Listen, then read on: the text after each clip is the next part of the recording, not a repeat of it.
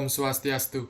Perkenalkan, nama saya Ika D. Agus Karyadi Mahardika dengan NIM 22030200071 dari Prodi Sistem Informasi semester 3, Fakultas Teknologi Informasi dan Sains, Universitas Hindu Indonesia.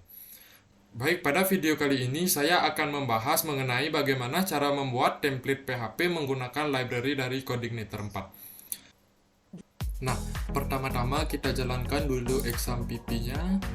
Kemudian kita buka Visual Studio Code.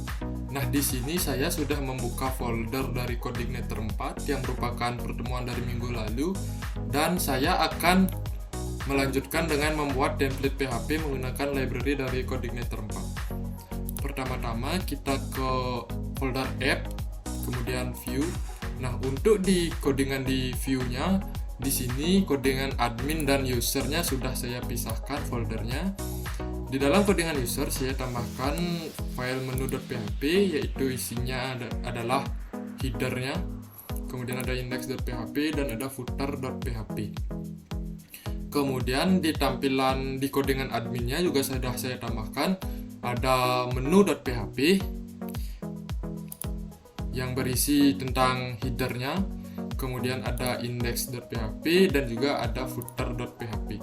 Di codingan adminnya juga sudah saya tambahkan dashboard.php. Nah, di codingan dashboard.php merupakan ini halaman dashboard dari adminnya yang merupakan saya coding ulang dari pertemuan di semester 2. Kemudian ada login.php. Ini adalah codingan untuk halaman login adminnya. Kemudian ada produk daftar, yaitu codingan untuk halaman manajemen produk. Kemudian ada produk edit, yaitu codingan untuk edit produk, dan ada produk tambah, yaitu codingan untuk tambah produk. Kemudian kita ke template, ke library template PHP. Nah, ini merupakan codingan untuk memanggil di bagian usernya untuk memanggil header, view, dan juga footer. Begitu juga di adminnya untuk memanggil header, view, dan footer. Kemudian kita ke controllernya. Nah, untuk di controllernya juga sudah saya pisahkan untuk controller admin dan controller usernya.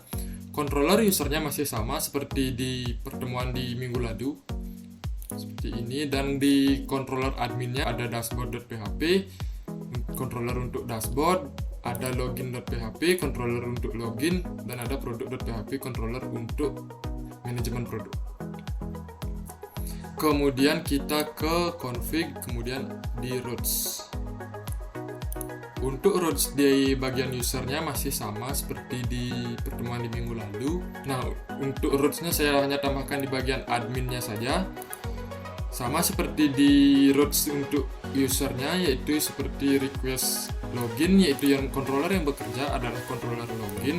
Karena controller loginnya berada di dalam folder admin, jadinya saya buat admin/login. Begitu juga untuk request dashboard, untuk request produk tambah, dan juga request produk edit.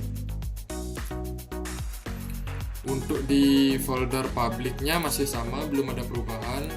Ada CSS, image, dan juga ada plugin. Untuk hasilnya di browser, saya akan tampilkan. Kita dapat mengetikkan dengan localhost / nama folder sesuai yang kita simpan di htdoc. Nah, ini adalah tampilan dari usernya.